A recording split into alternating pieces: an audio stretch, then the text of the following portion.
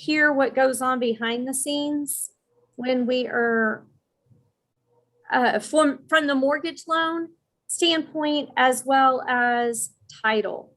Now we're going to cover title in a lot more detail in a couple of weeks. I can't remember what week we go over that, but we will cover the title side of things in great detail in a couple of weeks. So I want you guys to have a thorough understanding of the title and appraisal process. But today we're going to talk about it from the lending side of things. We'll go deeper on them individually later. Trying to expand this a little bit. Is that going to work, Will? No. Well,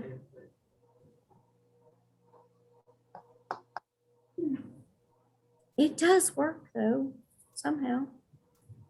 All right, guys. No, that's not my background.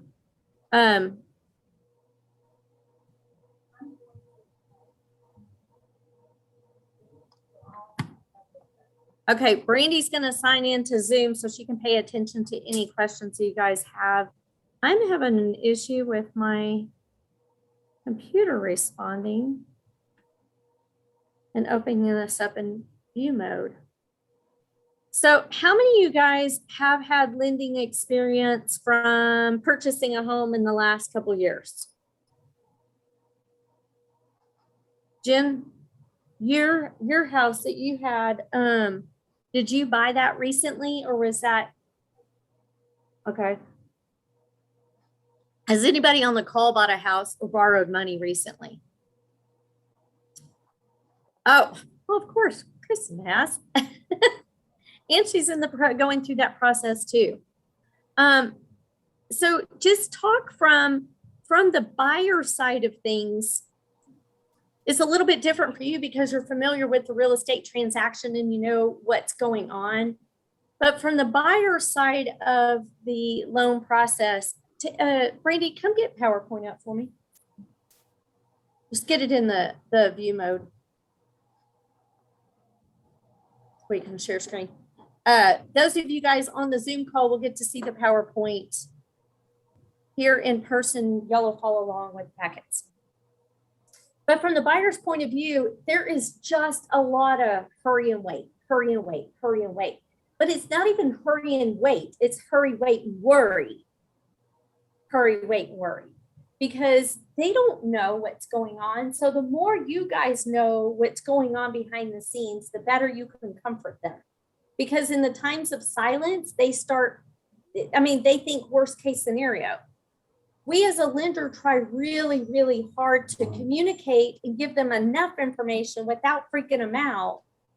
And often enough that they're not worrying about the silence, but at the same time, we don't want to pester them because we know that they're busy too. And so there's kind of that balance. From typically, you guys have a much closer, more intimate relationship with our customers, your clients, because you've worked with them. Their defenses are maybe a little bit more down because you guys have been face to face. We may not have met with them face to face at all yet. Did you share screen from Zoom? We may not have met them even face to face. They may be a transaction that we've been doing by phone, by email, and website. So what you guys hear about how they're feeling is really important to convey back to a loan officer or the lender, as long as the lender has got open communication and even cares. I mean, there's some lenders like seriously that it doesn't really matter to them. It's just a transaction that's going down an assembly line. But if you're working with someone who truly cares, if you hear any fear or concern or questions that they have that maybe they haven't posed to the lender, be sure to bring it to our attention. But I want you guys also to understand what's going on. So maybe you can answer their questions or calm their fears because you know. So do y'all all grabbed a packet, right? Y'all all signed in, right? If you haven't signed in, please be sure to do so. And those of you guys on the Zoom call, Brandy will be checking just to make sure that we know whether you're here for, if you're here for CE or if you're just here for the information itself. Yeah, now just share. No, go back. Oh yeah, you've got it shared. Can y'all see that? You guys on the screen can see that, right? No, just go in the view mode. Yes. All right. I put a copy of the, I'll change the view for you guys in just a few minutes, but just so that we keep flowing, I'm going to bring this slide back up for you guys. And Brandy, there's some chats in there. Let me see if I can get, what the heck? I'm not pushing the right dang buttons today. Well, for the soak and flow, I'm going to keep on going. So the steps of the process we talked about last week, and just so that you understand, once we get to pre-approval, and again, what did y'all learn last week? The difference in a pre-qualification and a pre-approval. Huh? Well, yeah, don't make an offer on a pre-qualification. It is not enough information to know that the loan's going to be okay. If you're in a jam and you say, hey, I've got to get an offer in right away. Can you please look at this? We will pull and we will look at credit and we'll do our best case. We think it'll be fine and we'll tell you up front. But just know to ask the lender, what have you verified?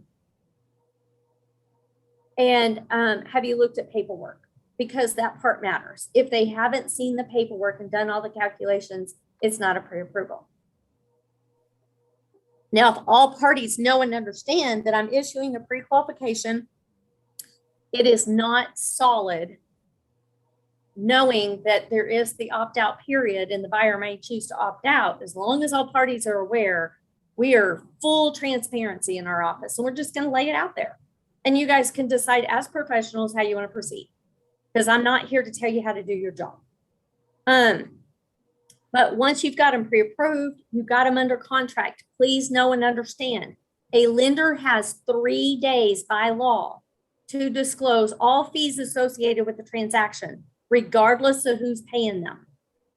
So it is really important whenever you guys are writing that contract, if you know any information that would cost money to the buyer or the seller, we need to know about it so we can disclose it. If we miss disclosing something that we should have known would cost the buyer or seller during the transaction, we have to pay for it. I am not in the business to write a check so people can buy houses, other than the checks for the money they're going to pay me back. So we need you guys, every lender everywhere needs all of the information that pertains to the transaction that might cost them money. When you're writing a contract, you're not going to, there's not, the things that would cost the buyer or seller money would be septic inspections. If you notice that there's a house that's got maybe some questionable cracks, and it might need an engineer to look at it, then we need to disclose it.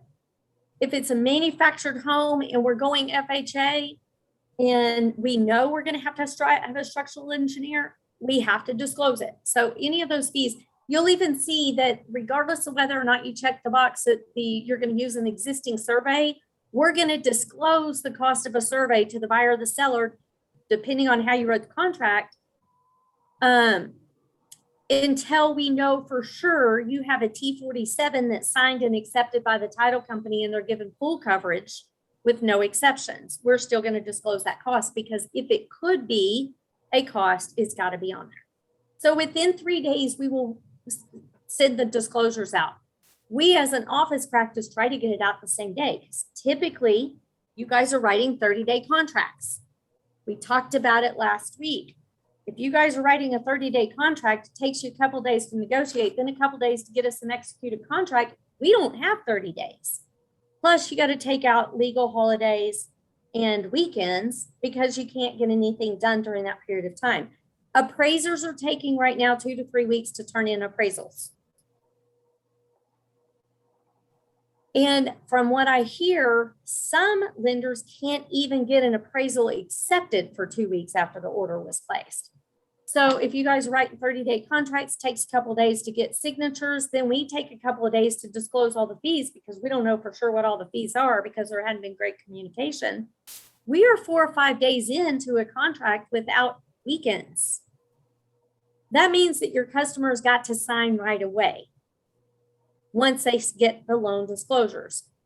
We like to lock the loans when possible so that the interest rate is already set at the time that we disclose the loan because it saves them a lot of work. And honestly, as soon as you can lock in a rate and get people good with the terms of the loan, it eases their mind. The longer that lingers out there just really creates a lot of stress and anxiety because they're watching the market, which none of us have any control over.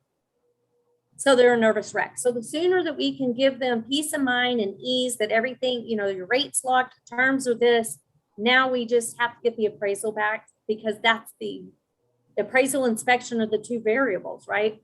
So from a lender's point of view, a 30-day contract is just, we're still rushing through a transaction. Can it be done sooner? Yes, but you can't need an appraisal that, especially with appraisal turn times, and still get it done any sooner without some major miracles on the appraisal side of things. That's the time-consuming part. We could close a loan in a week if we didn't have to wait for title, surveys, and appraisals. All right. So again, when you're looking at a calendar, just keep in mind 30 days on a contract is goes by super fast. So we as a lender, if you turn to the next page on your handout, we as a lender are going to order the appraisal first thing because you guys already know why we have to order that appraisal right away. A lot of lenders, and we collect credit card authorization up front once the disclosures are signed. Another quirky law, not really quirky, but it is a law. We can't collect fees for an appraisal until we have the loan disclosures signed, because there's a letter in there. There's a disclosure in there that's called the intent to proceed. Until the customer signs the intent to proceed, no orders can be placed on their behalf that cost money, unless we're willing to pay for it. So the other things, a pre-approval is typically based on pay stubs and W-2s or the automated verification. We love it whenever we're working with an employer that's on automated verification, because those verifications come back and we don't have to harass people for paperwork. But that doesn't always happen, especially in our small community where we have smaller employers. We typically have to get the pay stubs and W-2s. The income worksheets behind the scenes that have to be done is based on receiving 2 years worth of history of their income. And then we can do our income calculations once we have all of that documentation, which can be a real big hassle for your buyer because they're having to go back and pull W-2s or tax returns. If they've been receiving commission income and overtime or any other, or bonuses or shift diff, or maybe they're paid flag hours at a dealership, any kind of pays that's outside of the normal pay, part of that loan process is getting all of the documentation with the income broken down. We try to do that up front, and if given enough time, we've got that already done. But for us to be able to count any of those funky incomes, we have to have them broke down. A W-2 does not do that. A W-2 is just, this is how much money they made last year, period. This is how much taxes they paid last year. And this is the withholdings for Medicare. So that's all it tells us. If we're trying to use bonus and overtime and any of those other incomes, we have to have verifications from all employers breaking down all of that income before we can do a 2-year average. And our hopes are that we get all of that done. Same thing with assets. If we can't automate the verification of their assets, and we're going to have bank statements, 2 months. And we have to look through those bank statements. You guys, it's very frustrating for a customer to have their assets scrutinized. But what we're looking for is any liabilities that are monthly liabilities that weren't disclosed on the application. And if they weren't accidentally, they just were not disclosed and they're not on the credit report, then we have to do due diligence in the verification process for that. So we're looking through the bank statements for that. And we're also looking for deposits, because any funds used for the purchase of the home, we have to track where those funds came from. So if they're in the bank account, we have to determine what are these deposits if they're not payroll deposits, where did they come from? This time of the year, and not this time, but a couple months from now, when grandma gives a check, or sometimes people are getting married and people give them money for for wedding money, will be honeymoon or house, right? Well, that becomes a real headache to try to document. So just know and understand, we have to look at all of that documentation, scrutinize it all, and then get backup documentation to prove the story, whatever the story is, when the customer tells us what the story is. It's kind of somewhat of a brutal process. It is stressful. The more automation we can do, the less scrutinization we have to do, because there's algorithms built into the automation that helps us eliminate the scrutinization. So, but the problem in this area, again, is like our banks aren't all on account check. Most of them are, and they're more and more of them are being added every single month. So that makes everybody's life easier. If people, when they complete the application, will check the boxes for us to automate, we will need far less paperwork, as long as employer, income and assets are from a source that is on the systems. So we're scrambling to do all of that. At the same time, start the title commitment process. We, at the beginning of the loan process, are still doing everything based on estimates for homeowners insurance. So one thing you guys can write down and get in the habit of doing is, when you get someone under contract, tell them to get their insurance quotes going and decide who they're going to use for insurance. Insurance, just like lenders, there's so many, and without asking all of the right questions, it's not all about the premium. It's the coverage that the premium is providing you. So I know the one thing you guys don't want is someone calling you with a big insurance claim that they filed a couple of months after they bought the house, and find out that the insurance company isn't going to cover them like they thought that they would. So make sure you guys that they're asking good questions. Now, insurance requirements from a lender's point of view is the insurance has to be replacement cost insurance. Do y'all understand the difference in actual cash value and replacement cost for insurance? Do you guys on the call, do you guys understand the difference? Yes, ma'am. Actual cash value is an amount that they determine up front that they're going to reimburse you for certain items when you file a claim. Actual cash value, that's what they're going to pay you, but they depreciate that amount over the amount of time since you purchased the policy.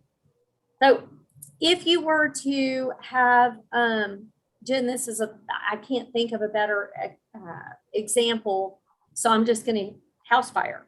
I don't say that to trigger, I'm just, house fire. Let's say you had a fire in your kitchen and it just created, just a ton of smoke damage, and it melted any kind of plastic or whatever. And it's just a big mess. And you used a fire extinguisher to put it out, which then causes all of the chemicals and the water damage too, right? Could be a big insurance claim. If you had actual cash value, in most claim situations like that, you're going to be out of pocket. It's not going to make you whole because they are just replacing and repairing based on a depreciation of the actual cash value. If total replacement cost coverage is what you have, then they will replace what's been damaged based on replacement cost, not a predetermined amount. Lenders will require that we have replacement cost, not actual cost cash value, because of the financial bind it could possibly put someone in the event that they had a claim and insurance didn't cover enough to fix the property.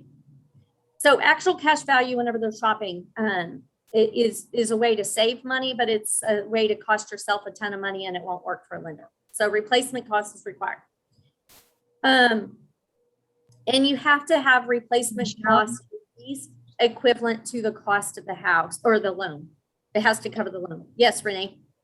Do you guys, and I'm just curious, do you guys have like a list of insurance brokers that you suggest to possibly to the buyers that they can maybe reach out to a broker to find better rates?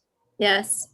Yeah, okay. We do. And if someone asks us, we'll provide it. It's a really touchy subject for us because in a small community, a lot of our customers already have agents that they have a relationship with and they have a car insurance with. Now, if they're a big box, I just feel strongly that working inside of our community and using connections that we all have to help each other is super important if you're building a referral-based business. So if someone comes to us and they're using a big box insurance company, I will suggest that they find a local agent because I'm telling you, whenever you have an insurance claim, you really want an advocate and a friend on your side. And having insurance with a 1-800 insurance company is not the same as having that connection and that relationship with all the parties that you would have to work with in the event that something happened. So we do have a list, Renee. So if someone asks, we'll give them that list. Or if someone is with the big box insurance company, we'll suggest that they talk to someone local. The reason that I'm suggesting you guys talk to someone up front about getting insurance is because sometimes it takes a little while to get to shop around, to get the information they need, and to ask all the questions that they really should be asking. If you wait to the last minute, it just doesn't give you enough time to make a good decision. So, and sometimes these insurance companies, you guys would not believe how many times we have to call over and over and over and over to get them to send us a binder. And we can't fully underwrite a file without the binder. We got to know what the insurance is. And you would also be shocked at sometimes we do the very best we can at guessing what the insurance is going to cost based on the quality of the house, the location, the type of construction, the age of the house. I mean, we do a really good job of guessing as closely as we can. But sometimes we're off and it could affect their debt to income enough that it could cause a problem on the loan. So the sooner they get insurance, the better. So if you guys do not get anything out of this, but to remind your people that it's super important they choose wisely on their insurance.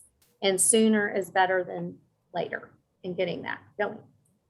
So all of the things that you see on the next slide is all that we order and have in the file so we can get the file into underwriting no later than 5 days, preferably 3 days upon receipt of signatures from the customer.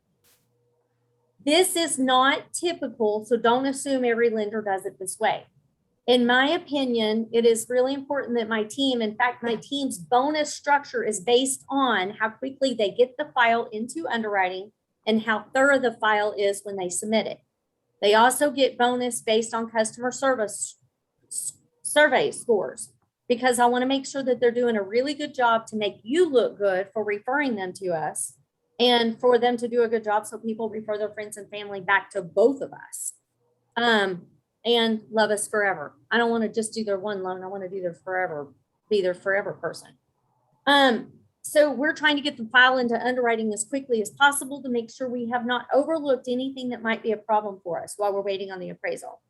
We won't wait till the file is perfect. We'll just make sure that the income and the assets are accurate and thoroughly documented. That's our goal in the very beginning. Some lenders will wait till they have everything, including the appraisal.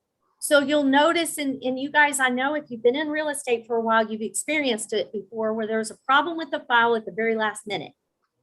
That's because someone waited to the very last minute to send it to an underwriter. I don't want that to ever be the case for us. If we send it, it is not very often that we are surprised with the results of our approval. I mean, like when it happens, we all know about it because it happens so little. Out of 75 to 100 files a month, we might be surprised one time. Might.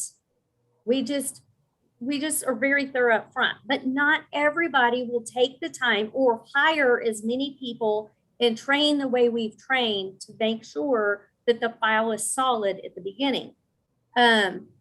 So don't assume, but these are some of the things that have to be in that file before an underwriter can give full loan approval. So in the mortgage world, again, some generic terms.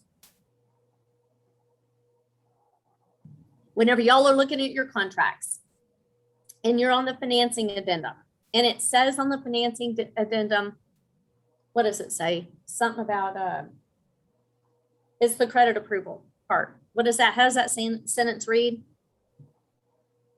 Does anybody have one, a contract in front of them?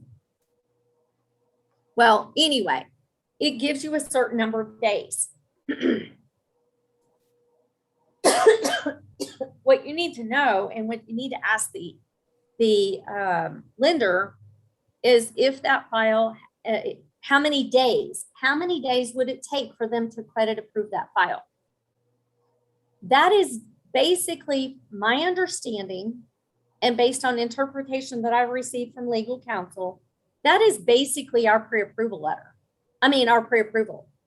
So if you have a pre-approval letter from Sherman Guild, you could put 0 in those number of days because we've already done what it takes to make sure the loan's going to be okay. If you see a contract and it says 7 to 10 or 4, if it says greater than 10, my concern would be, number one, that date should match up with the option period if I was a buyer's agent. Because if the lender hasn't determined that they're credit approved, you don't want that option period to expire until you know that. Otherwise, you're going to have to use the other out on the contract. But it's best if those line up so that you don't have the hassle of trying to prove why you had a pre-approval letter and now that pre-approval letter is not valid and you now are saying they don't credit qualify and you're trying to get them out based on the financing addendum, right? So if your option period and your credit approval period line up, then that's an easy, clean break, right? Y'all follow what I'm talking about, Jen? Okay. Yep.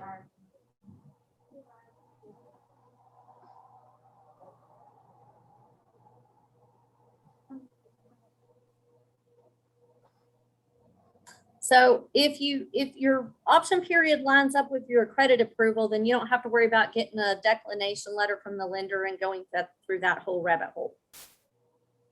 Although I'm not giving you legal advice and I'm certainly not replacing whatever your broker has told you. But on that financing addendum, you could ask the lender, have you already done everything for buyer approval?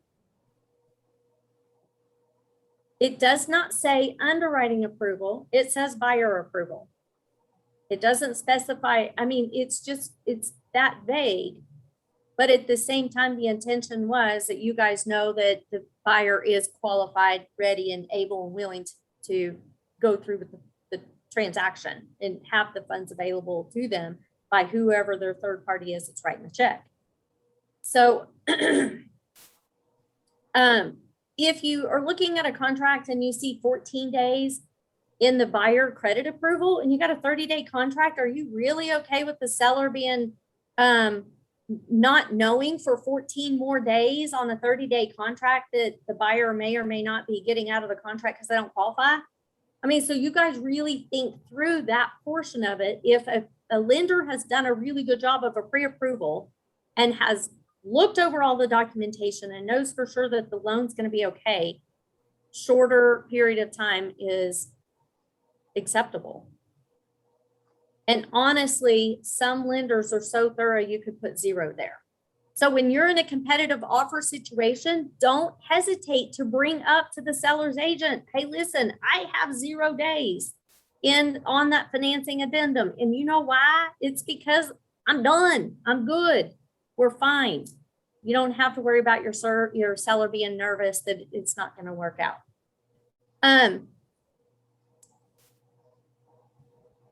Then we go to, does anybody have any questions this far? No? All right. So,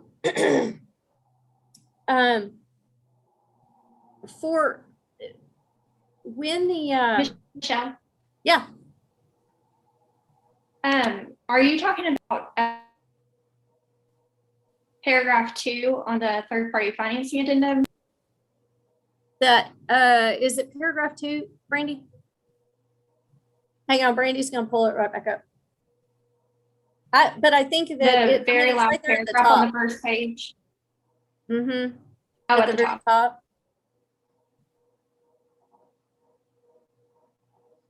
Read what it says, Kristen.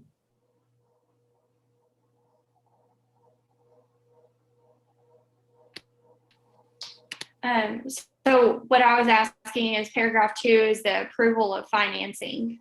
Is that Yes. different from what you're talking about? That's what we're talking about. Okay. Yeah.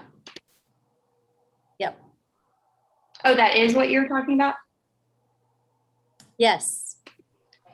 Yeah. Okay. Yep. That's it. All right. So the processor's job is just to validate all of the documentation that's been received at pre-approval, gather any additional documentation. When Tammy typically works the majority of Brandy and Will and I's files, occasionally you guys will see Jamie on our files, but once they get the file, they are thoroughly going through the file from an underwriter's point of view, what else is still missing in order to tell the story for the customer and to validate, document all of the guidelines have been met for that particular customer with that property. So they are going to pick up the phone and make some phone calls, introduce themselves, send you guys an email. If you're new to working with us, the email's going to be and the conversation is going to be a little bit deeper. But once you guys get in the flow of working with us, it's just a real quick, hey, everything looks great on this side. Got everything ordered. Next Tuesday, I'll let you know what's going on. But those welcome calls is really important for us to make sure that we don't have any additional paperwork that they need. Surveys have shown over and over, we typically, I'm so proud of this. I have to tell y'all, even though I can't put it in writing and post it yet, although I did, but then I was told I had to take it down. So that was a no-no. But we are number 2 in the nation for customer service. Our JD Powers numbers just came out. Us in Rocket Mortgage are always fighting for first and second every single year. It's been that way for the last 4 years, and they barely beat us this year, but I'm still pretty proud of number 2, considering we just went through COVID and that was for 2020. And so I say all that to say that the level of service that we provide is super important to us. But those phone calls that whenever we do the survey results, one of the things that hurts our scores a lot is if we repeatedly ask for the same thing. Renee brought it up last week, and sometimes people's perception is that we're asking for the same thing because we hadn't done a good job of explaining why what they did send isn't the same as what we're asking for because it was missing a couple pages or it was blurred or smudged or whatever. But that is one thing that is super annoying to a customer if they have to pull something up and send it to us again. So we try really hard to make sure that that doesn't happen with a really thorough welcome email.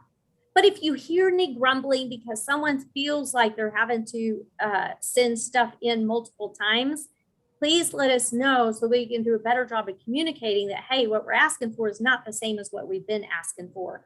It's different because, or whatever. Once the file, everybody's system is different for when they send it to underwriting. But typically the approval comes over. So you have pre-qualification, you have pre-approval, then you have underwriting approval. The underwriter's job really is they have a license number or they have a number tied to them. The success of a loan and the payment history of the loan and the foreclosure rate of the loan is directly tied to the loan officer and the underwriter. We are the two people on the hook for that loan performing. If we write a bunch of loans that don't perform, guess whose license is going away?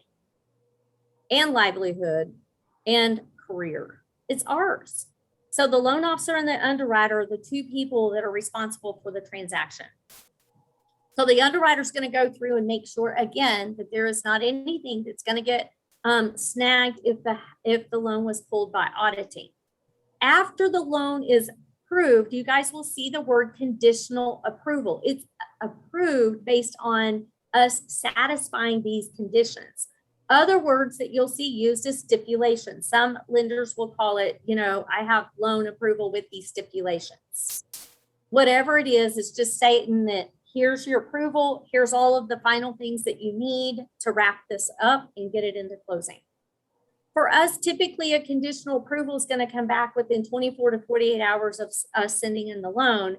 We're going to gather up everything else that we need, put a nice, pretty little bow on it as soon as the appraisal comes back so we can get the loan cleared and into closing.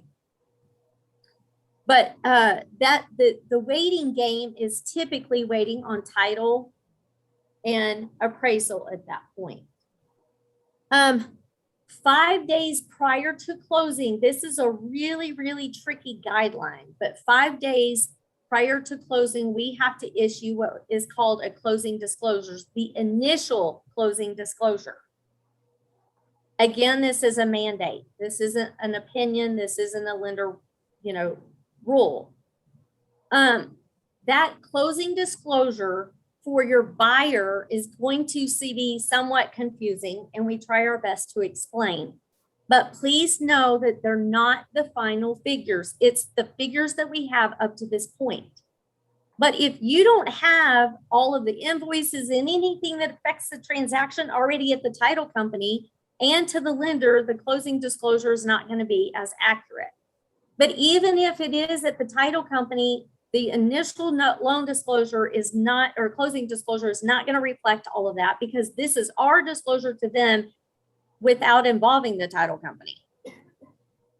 But we have to issue it for you guys to close. So even though we don't have all the information we need, it's got to go out and they have to sign it. They have to acknowledge receipt and sign it. Fortunately, it can all be done through DocuSign.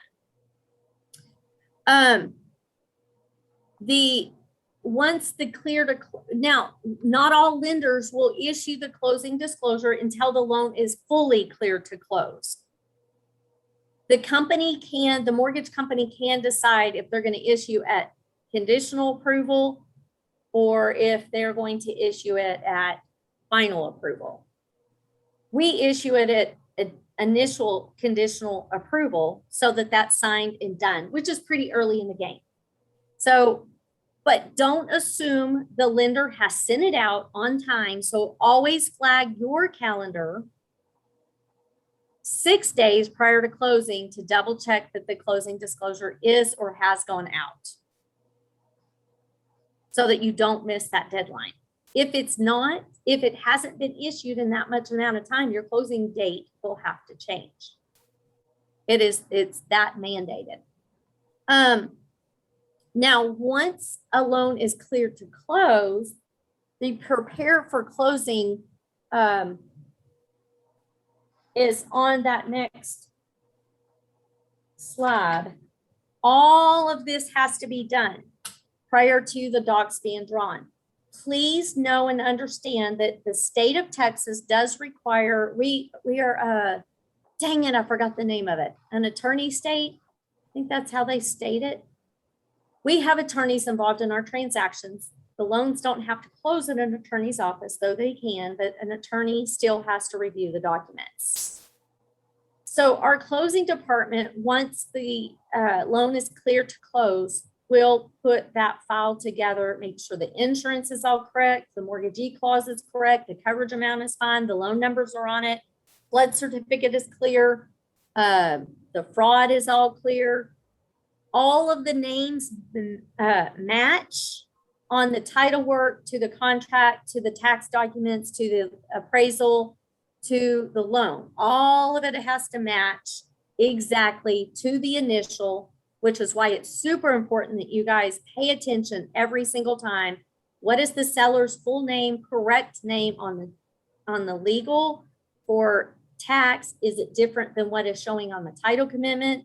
And is it different than what's showing on the contract? Make sure it all matches. Same thing with the buyer. If it doesn't, then that all has to get matched up before the documents can go out. If you've got a POA, now's the time to be presenting that, because the documents have to be drawn accordingly and approved by the title and the lender, title company and the lender. If you've got, if you're signing in the name of a trust, all of that has to, I mean, now's the time to get all of that to the lender and the title company, not just one of them. I would always send lender and title, not assume the title's going to send it to lender, because they may not. They may forget. They may get busy. They may assume that you sent it to us.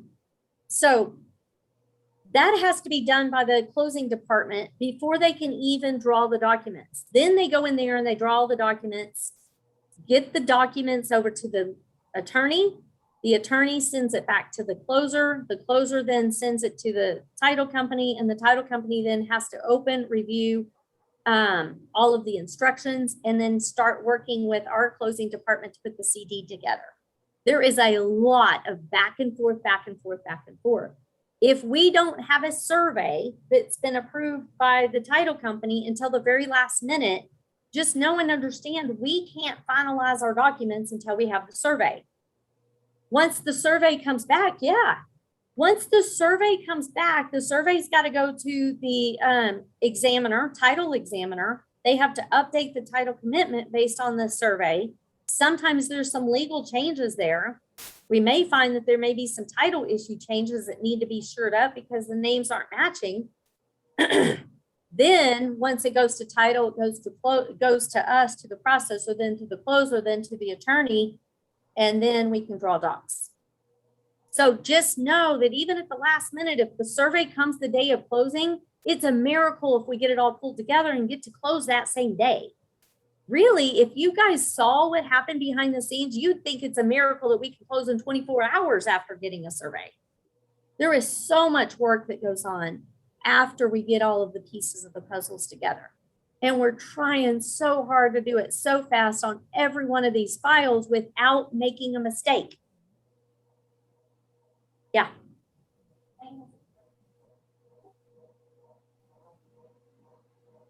Oh, great question, Renee. We have, God, my mouth is so dry. Hang on one second.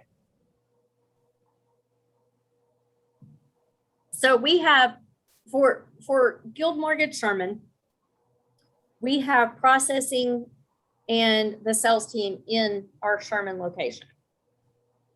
What's not under, and that's under my umbrella. What's not under my umbrella, from a corporate structure standpoint, most of the time you will not find a producing branch manager, which is myself. I'm a branch manager and I'm a loan officer. But you typically won't find sales and underwriting in the same building under the same manager. And they did that. A lot of that is a Dodd-Frank kind of, from the mortgage meltdown. They wanted some separation because some of the problems that were examined in 2008 was fraud taking place between loan officers, appraisers, and underwriters. So they really severed the cord on all, loan officers now have to order through a third party for the appraisal, who then dispatches out the appraisers. For us, we have our own, we have 3 different services that we use, and we work with appraisers we've worked with forever and ever that we have relationships with, but it's a mutual, unbiased relationship. I mean, we all like each other, but they aren't going to do any favors for me. And I would never ask them to, but it's important for us to use, connections and experience with the service levels of people that we work with that are part of the transaction. And so we do have the flexibility of who is getting those appraisal assignments, and their performance is rated. Not everybody has that luxury. A lot of your big box lenders, the reason why you guys get frustrated is because they are just using a warehouse line of appraisers that are signing up just for those random orders. And they can be coming from everywhere with no vested interest in the community itself or knowledge.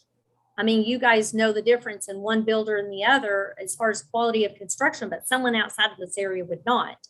So it could affect the values of your houses without that knowledge. So same thing with underwriting. They don't directly report to me. However, it's my underwriters. It's my same underwriters within Texas that I talk to on a daily basis. I have a relationship with and can pick up the phone and ask questions and reason with them whenever we don't agree. And there are a lot of times we don't agree, but we typically come to an agreement through our disagreement. So, so the answer to your question, Renee, is kind of, sort of, they're not under me as a manager, but they're part of my team. And I love, I mean, that's one thing that I love about Guild is that I feel like I have a team, even though not everybody reports to me. They all still truly care as if they did.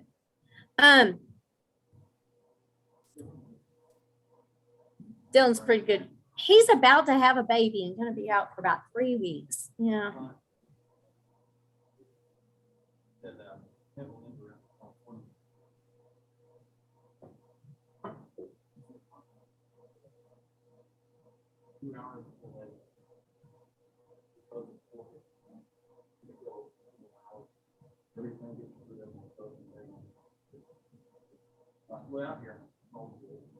Thank you. This is so much easier. Yeah. Yeah. Yay. I love it. Oh my gosh, I wish I could have recorded that story. I mean, I just really believe that we have just good local people around here. There's just no reason. I can't say, I wouldn't say even if I could, but I can't even, there's nothing bad I could say about any of our local competitors. And I don't even really feel like they're competitors. They're my padres. Come on in here if you need something. All right, 0 to 4 days. 0 to 4 days before closing, there are the requirements that we have to fulfill. You guys will see that on that next slide. Just know that we are very restricted from a legal standpoint on these timelines. And so if a lender ever tells you that they can't close because they're in the black hole, there are some quirks in the way the law was written. If you disclose the CD too soon and then you don't close fast enough, then you have to rewind the clock. And so we're always trying to juggle, trying to be proactive, but at the same time, not doing things too early because it could throw them off on their numbers. If we show them numbers that we aren't through putting together, then they have that number stuck in their head. And then when we finalize the number, it totally throws them off. We don't want to do that. It creates stress. And so, so we're always trying to juggle all those federal guidelines in terms of the timelines, but at the same time being thorough without being alarming, if that makes sense. The things that change the underwriting part of the process. And you guys, I can't please stress to your people when you're house hunting with them that they really are grounded. Like they can't, if they've been making the bonus and overtime and they have the option to work the overtime and it's the holidays and they don't want to do it. If we've been counting on that overtime as income, they need to continue getting the income, the overtime. There's some people that are just flat worn out, you guys, especially in the medical community. But if they've been working that shift and we're counting on that shift diff income, keep working those shifts. Of course, don't change any employment without talking to us. I'm not saying if it takes them 120 days that we're going to say, no, you can't go to that next job that makes more money, but we need to have a conversation. Because if it takes you from salary to now salary plus commission and the salary's less than you've been making, or it's a different line of work, it may affect the pre-approval, which is why the communication is super important. But you guys have got to know enough about the process for the bells to go off to signify, hey, that's a great question. And I'm not an expert in that field, but ask the lender.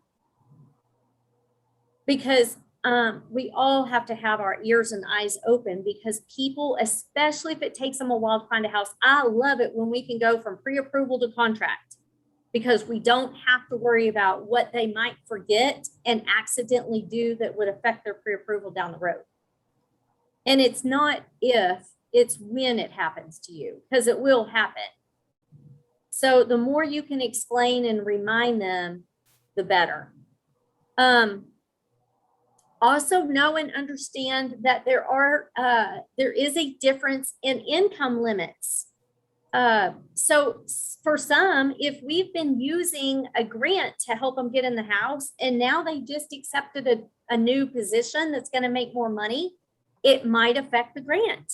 So they need to have a conversation with the loan officer, which is why it is so important that you pick up the phone and call the lender and have a conversation with the lender and make sure that the lender and you and the buyer are all on the same page and there's open communication because we all need each other's help. We can't do this alone. Purchases, you guys, Brandy had one transaction. And it's the only time this has happened where we've gotten this lucky. But the customer went a couple of days before closing. She's laughing going, what story is she about to tell? And bought a new truck. You guys know trucks are not cheap. So we're like, holy cow. We find out about it. We're going to pull a credit report at the last minute. Every transaction, we have to pull a credit report. And the agency, Fannie, Freddie, FHA, VA, USDA tells us how many days prior to closing that we have to have the credit report pulled and the last minute verification of employment. So it's not like you're going to buy something and we can go, oh, we won't notice it. We've already pulled the credit report. That's not true. We're going to see it. And so we pull a credit report, we see this new big debt and we freak out.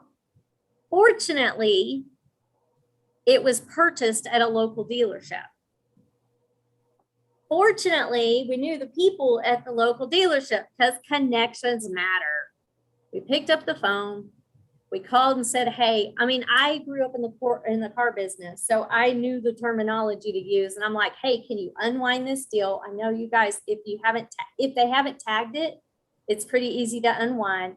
We caught them in time. They unwound the deal, waited, no, okay, that's right. That's how we were able to unwind it. Yeah. So we got the deal unwound and he went back and they held the vehicle for him and he went back and bought it after he bought the house. We got super lucky. Typically, it doesn't happen like that.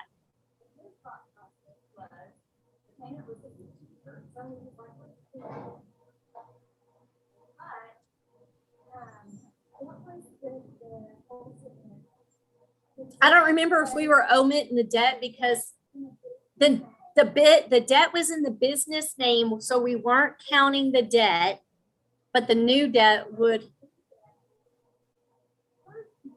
Yeah.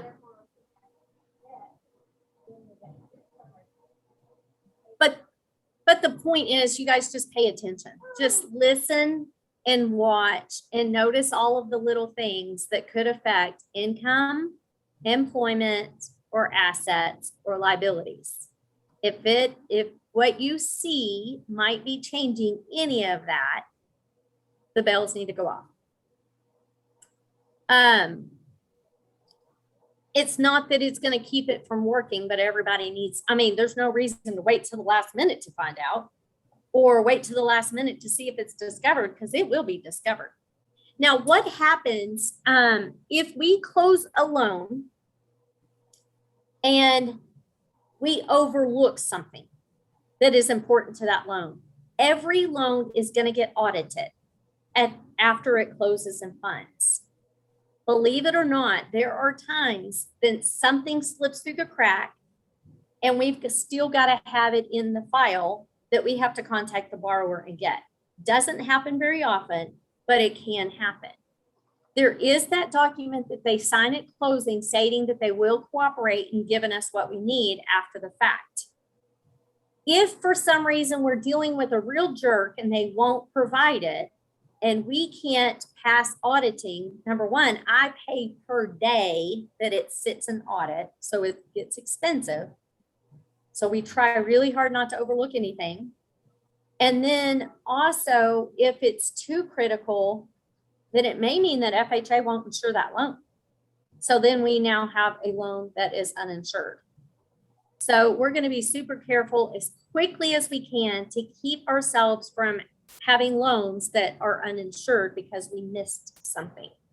So just know we do our job best we can every single day to help you guys get in, sell houses and for people to love you guys.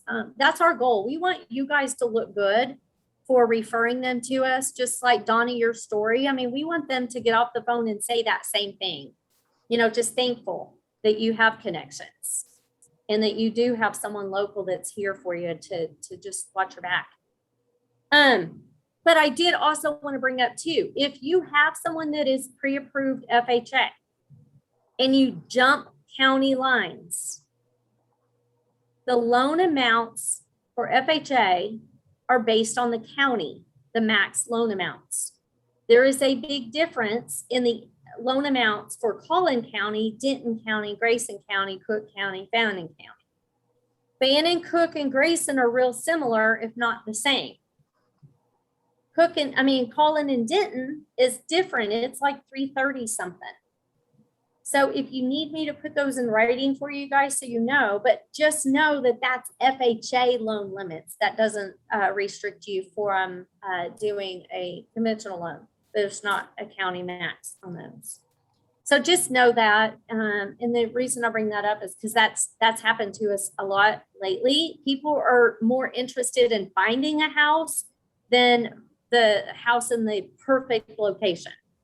And so there is some county border jumping. And if they were looking and pre-approved in Collin County, it may be a problem whenever they come to Grayson and they're buying in Van Alstyne, where the prices in Van Alstyne are similar to what they are in Melissa, but the limits aren't the same.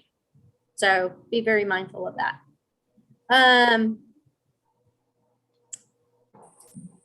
Yeah, that was a good question. Who asked that about the audits? Renee. Yeah, Renee, every loan gets audited. Some loans get pulled for auditing before the loan is closed. And then it could delay. We try to make sure that that's something that happens behind the scenes and doesn't delay closing. If I get notification that a file got pulled for auditing and it's closing in a couple of days, I'll swap out another file real quick that's not going to get delayed for the audit. Because when our branch comes up for an audit, if they're not auditing a specific person, they're typically auditing just the branch just at random. So I can swap that out. Believe it or not, there has, in our branch even got hit with loan fraud in a big way. It was a fraud ring. It was the craziest thing ever. And I wish I could share the details, but I can't. Just know it does happen. So it's a good thing that we have another set of eyes. Fortunately, we caught it in our branch itself. One of my people caught that something wasn't looking right after about 6 loans. But we had a pipeline full of loans from this particular source, and it was a ring that involved a realtor. Yeah. So, yeah, we kind of nerded out on this whole investigation, but it was a fraud ring, and it was a realtor from Houston area that was in on the ring. It's bizarre. So it does happen. So I'm glad that there is that layer there.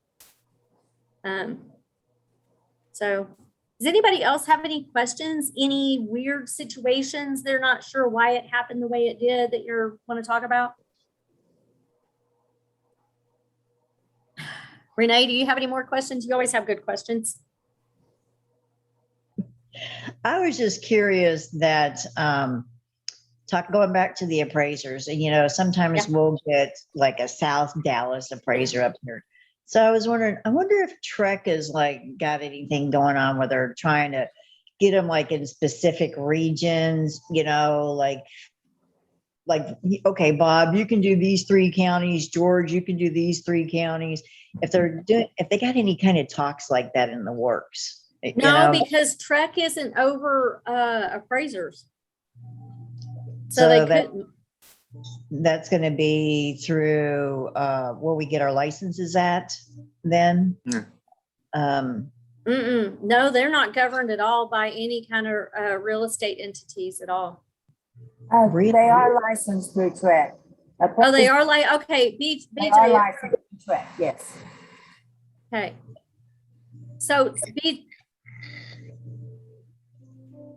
Renee, I was wrong. They are licensed with Trek. Well, because I was thinking, you were saying earlier in the case in point that, we might be familiar with all of our builders and what have you in the homes in this area, but that appraiser is not. And I mean, we've had appraisals where a guy comes up here from Dallas or South Dallas and he's, appraising homes like from his area, using the same kind of whatever determinations that they use, where we're a little bit different up here in North Texas. I don't mean to make that sound like, we're unique or anything, but just seems like that there's been an awful lot of complaints, on appraisers, and there's got to be some kind of solution to streamline this process a little bit better for them and for us. I just didn't know if there was any talks in the work of something like that possibly coming up. Renee, I kind of think that's a CFPB situation, because the ones that set up categories, Right. the lenders had to go through the third party for appraiser assignment. Right. The only one that those panels do not assign are VA. VA assigns the appraisers themselves. They don't go through that panel system. So I kind of think those concerns would need to be addressed through the CFPB. Right. Thank you. Okay. Good. I'm glad you were on there, BJ. Yeah. I did a quick roll call for CE credit request. Yeah, that's what I think Brandy was about to ask. I kind of think, Sarah, you do want CE credit for this class, right? Yes, I do. Okay, I thought so. Kristen, how about you? Kristen, do you want CE credit for this class? No, ma'am. Okay. Danny? Is he still on here? Who? Danny Smith? I don't see Danny on there anymore. Okay. He typically is doing it for, Brittany's not on here anymore either. Okay, I will double check with them. I think that's everybody else. Thank you. Hey, I really appreciate you guys being on Zoom. If you'll have any other questions, just shoot us an email. BJ will send out the link and any other backup documentation. There's a couple of flyers that I have that really might be helpful to you guys. One of them explains the 3 different levels of approvals. So whenever you're working with the buyer, you can actually look through there and go, hey, looking at this letter that you have, it looks like they're calling it pre-approval, but really it's only, got this taken care of or whatever. You can use it for education. We can send over to you. Is there anything else y'all can think of that when you're meeting with clients would be super helpful to have? Because I have a library full of stuff. I just don't want to give you guys a big booklet. In my estimation, it would be the best thing in the world to have the reasons why to get pre-approved in no uncertain terms, so that we stop having these arguments with clients that say, well, I got a pre-qualification letter. Right. Yes. All right. I'm going to write pre-approval wise.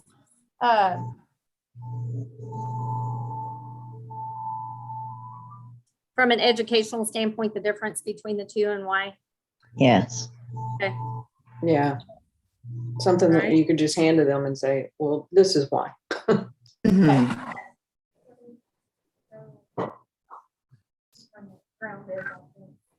Like don't do's. Yeah, I do have, Jen was asking too. That's a good question. We have a flyer that has like a list of all of the things don't do. Now, some agents will wait till they're under contract to tell them don't do these things, but really that's too late. If they're out house hunting and have already been pre-approved, that's when the don't do's should be reviewed. We send out automatically the flyer. I can't promise they pay attention, but if they receive it from us in the beginning, they receive it again from us during the transaction, which they will, and they hear it from you guys, maybe it'll sink in. And remember, it's a list, so they may only fixate on 1 or 2 things when there's a list of things. Do what? Yeah. Exactly. Rhonda Salikos used to have, when she would sit down for her buyer appointments, she would have that list out. I don't know if she still does it, but she would go through that and have them initial. She would read and have them initial each one of them so that if they go back later and do something silly, she can say, listen, we talked about this. Like, don't be mad at anybody that it didn't work. We talked about it. So I can be sure that you guys have that too.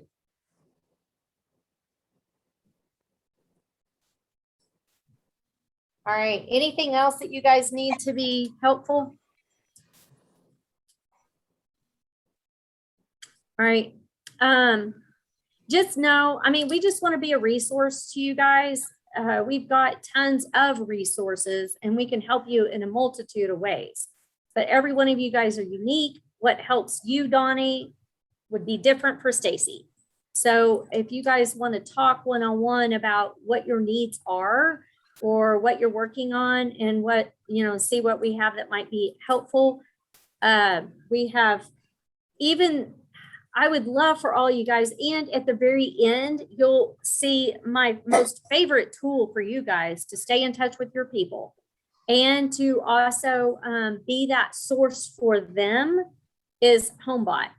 It done right, it will blow you away, especially if you have at least 25 people or so to put in there that you can start building on from there. HomeBot, B-O-T. Home, H-O-M-E, B-O-T.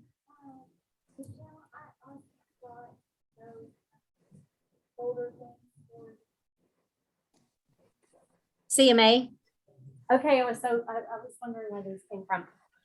So for those of you guys who can hang just a little bit longer, we have a contest that we thought we would do that would be extremely helpful to you guys because it is a game.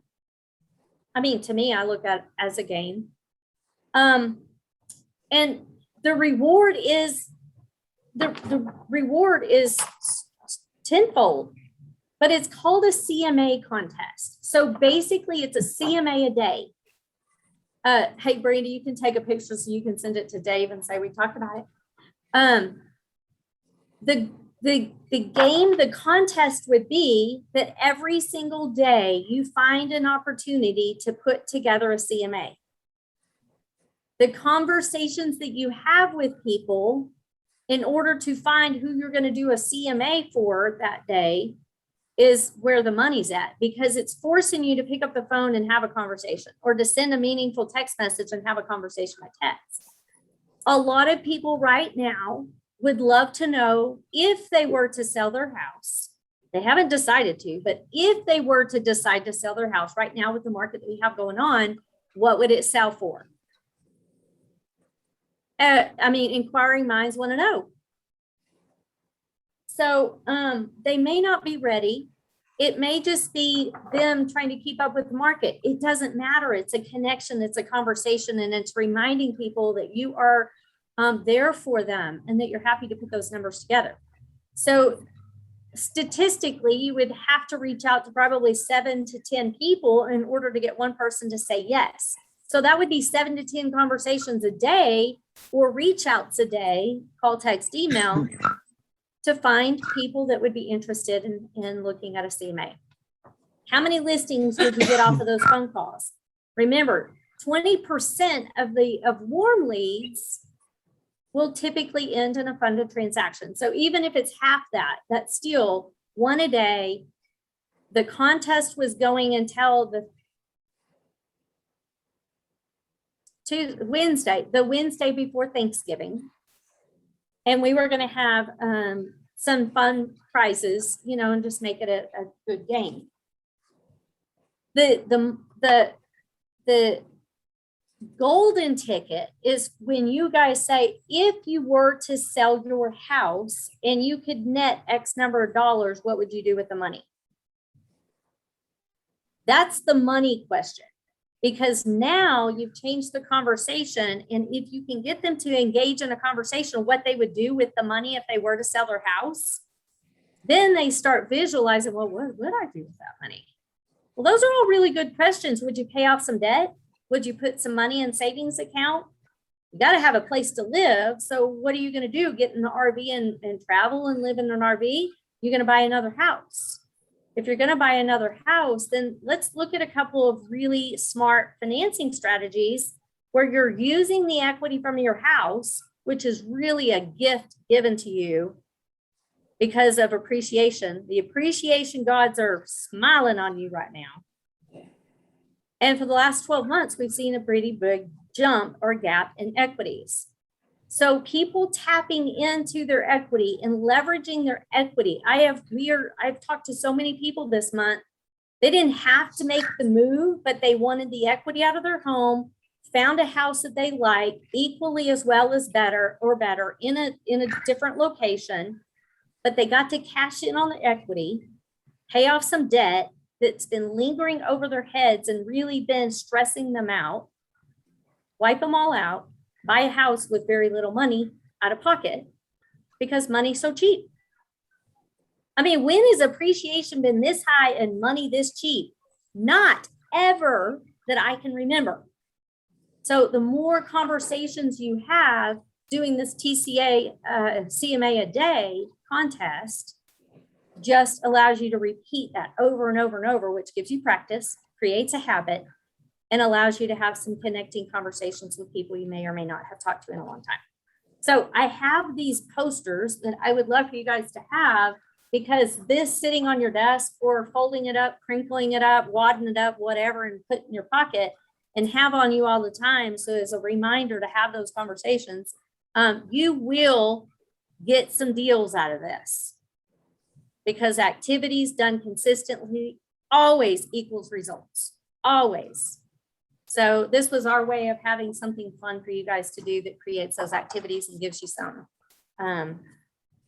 way to measure it. So I have these up here. I'd love to talk to you guys some more about that, but that's just one of a bazillion different ways that we can be a resource for you guys. again, I mean, you guys succeed, we succeed. So we just want to make you guys really successful.